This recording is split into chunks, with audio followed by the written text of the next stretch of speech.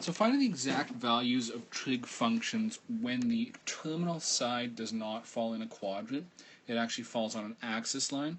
Those are called quadrantal angles because the terminal side goes directly between two quadrants. Here, we want sine, cosine, and tangent of a 90-degree angle. What that looks like, xy axis, initial side, and terminal side would be right here.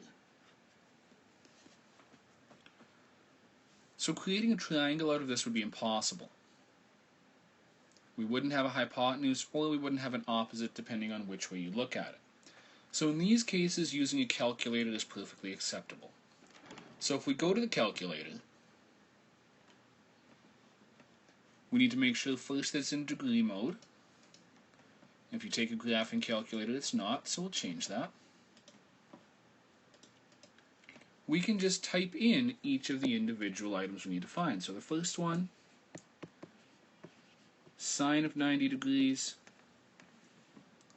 Go ahead and type that in. We don't need to put a degree symbol in. That was the point of changing the mode. So sine of 90 is 1.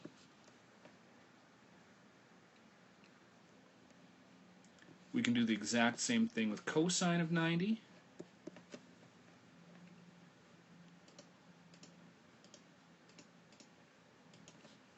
Cosine of 90 is 0.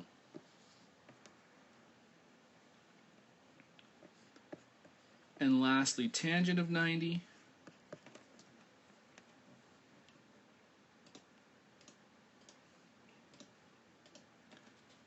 We actually get an error message out of this.